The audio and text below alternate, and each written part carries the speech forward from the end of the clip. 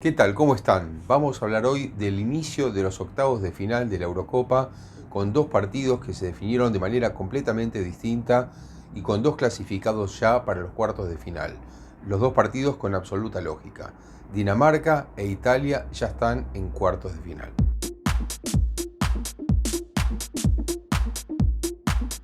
Vamos a analizar entonces el primero de los partidos jugado en Ámsterdam entre Dinamarca y Gales. En principio parecía un partido mucho más parejo de lo que fue, especialmente cuando ni bien comenzó el partido hubo una situación de gol a favor de Gales por el lado de Bale, que era lo más lógico de esperar, un remate cruzado que se fue muy cerca del palo con Schmeichel que se estiró y uno pensaba, bueno, realmente Bale va a ser una amenaza, el partido va a ser de ida y vuelta, pero no fue así. Muy pocos minutos después, Dinamarca ya se acomodó absolutamente en la cancha. Hay que tener en cuenta una cosa, Dinamarca ya no cuenta más con Eriksen en todo el torneo, que es su principal jugador, y en este caso tampoco contó con Bas ni con Poulsen, un delantero realmente de mucho peso, muy importante. Pero los reemplazó muy bien, los reemplazó muy bien. Entró Dolberg, un jugador que siempre ha rendido cada vez que ingresó, y por otro lado también Damstad, un jugador muy bueno para tener muy en cuenta. Yo creo que es uno de los más habilidosos del equipo y además emerge como figura reemplazante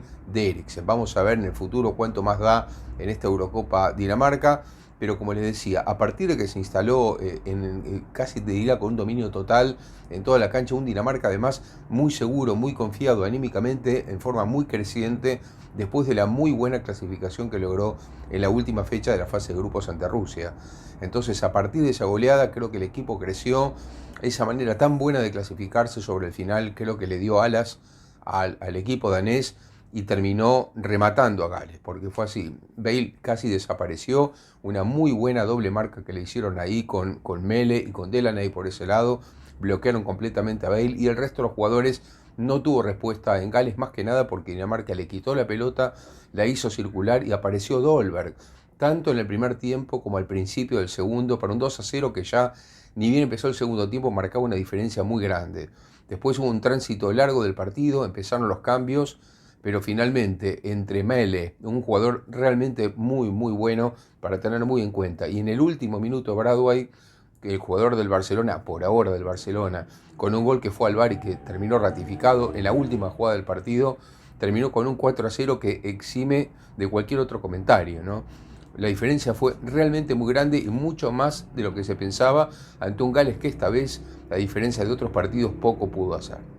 Y el plato fuerte fue el segundo partido, el jugado en Wembley, en Londres, entre Italia y Austria. Un partido en el que la lógica indicaba que Italia tenía que pasar sin demasiados problemas. Tal vez era una vara un poquito más alta, lo dijimos, que aquel partido de la fase de grupos contra Suiza,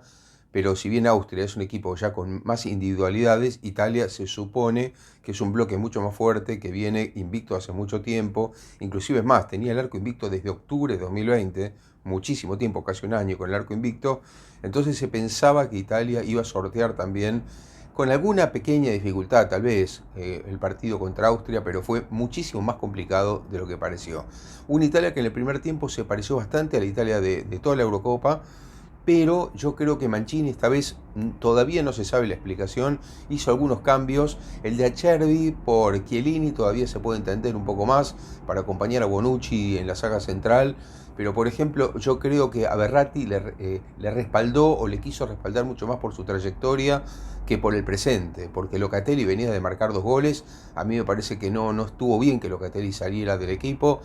y me parece que eso fue importante, ¿no? Creo que ese es un cambio que me parece que terminó influyendo negativamente en Italia, en el andar del equipo. Me parece que tenía un andar mucho más aceitado y que ahora con estos cambios se empezó a complicar un poco. Una Italia que le gusta tener la pelota, que la administra bien, pero que esta vez no tuvo el punch que tuvo en partidos pasados. La llegada es lo que le cambió contra un equipo austríaco que además también tiene buenos jugadores y que tenía, como siempre, arriba al Zlatan Ibrahimovic austríaco, que siempre lo decimos, Arnautovic, un jugador bastante especial, con un carácter bastante complicado, pero que tiene mucha técnica, que jugó en la Premier League y que siempre que tiene alguna oportunidad la puede aprovechar. La cuestión es que Italia se va al descanso sin haberle marcado a Austria, y en el segundo tiempo, extrañamente, apareció una Italia más nerviosa, como queriendo resolver pronto un partido que no quería que se le complicara. Y entonces Austria empezó a aprovechar esos huecos con un muy buen entrenador como Franco Foda, que realmente sabe mucho de esto. Aprovechó bien los huecos y en un momento llegó el susto grande para Italia cuando Arnautovic aprovechó y cabeceó al primer palo y concretó el tanto que parecía difícil de revertir por una Italia que justamente no estaba en su mejor día. Pero el VAR salvó a Italia porque efectivamente estaba algunos pasos adelantado Arnautovic y con esto Italia zafó porque bueno, pudo mantener el 0-0 hasta el final con algunos tumbos y alguna que otra situación porque hubo un remate Immobile que pegó en la cruceta entre el palo y el travesaño que también pudo darle, como no, la ventaja a Italia, pero creo que al final Italia termina pagando en el partido lo que pasó en el principio con los cambios de Mancini para el origen del partido y después esta ansiedad del segundo tiempo. Sí hay que decir también a favor de Mancini que los cambios que hizo en el segundo tiempo, ya pensando en definir el partido o en el alargue, fueron los cambios correctos. Fíjense que sale Verratti, entra como tenía que entrar Locatelli, empiezan a entrar los jugadores que corresponden, entró un Chiesa que ya demostró en la Juventus esa capacidad del 1 contra 1 o en velocidad de definir los partidos y termina pasando eso, que aunque van al alargue, en los primeros 15 minutos Italia prácticamente resuelve el compromiso con 2 goles, uno de ellos por el lado de Chiesa realmente espectacular, por más allá de un mal rechazo de la defensa austríaca. Creo que muy bien lo que hace Chiesa, que es cambiar hacia adentro, es decir, la pelota la recibe al segundo palo y cambia hacia adentro y saca un remate dificilísimo para cualquier arquero. Y ya con esa distancia del primer gol, me parece que Italia marcaba una diferencia grande en un tiempo más corto, como es el tiempo suplementario. Y ya luego en el último minuto prácticamente del primer tiempo suplementario llega el segundo gol de Pessina, otro jugador que entra. Fíjense los aciertos de Mancini, así como dijimos que se había equivocado al principio. Otro de los jugadores que entraron, Pessina, marca el segundo gol y uno dice, bueno, un equipo como Italia, 2-0, cuando faltan los 15 minutos del segundo tiempo del alargue, va a mantener el resultado y rápidamente se va a clasificar. No fue así porque entró João, otro buen cambio de Foda, entró João y se notó de entrada que João tenía ganas de revertir el partido porque ya nomás al empezar el segundo tiempo suplementario saca un remate que le costó muchísimo sacar a Donnarumma, un gran arquero con muchísimo futuro Donnarumma y que sacó ese remate que no muchos arqueros podrían sacar. Por eso fue ni bien comenzó el segundo tiempo alargue y pareció que con eso lo que está diciendo João es Austria va a dar guerra hasta el final. Y fue lo que pasó porque llegó el descuento austríaco a los pocos minutos y con ese 2-1 sufrió mucho Italia hasta el final. Más allá de que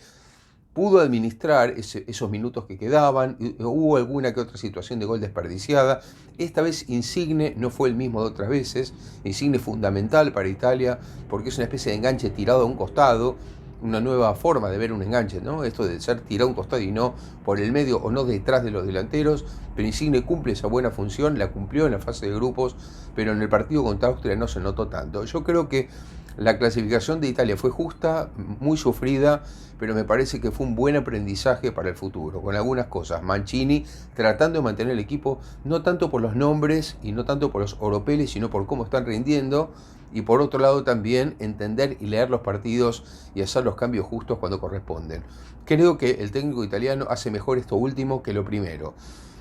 Creo también que bueno, este es un buen aprendizaje para Italia y entender que si le toca un equipo duro, no tiene que ponerse ansioso, no tiene que ponerse nerviosa y tiene que seguir jugando su fútbol hasta el final porque tiene con qué hacerlo. Espero que les haya gustado este video, le pido que lo compartan, que comenten también qué les parecieron los dos partidos que se jugaron, el de Dinamarca, el de Italia, y también suscríbanse. Hasta mañana.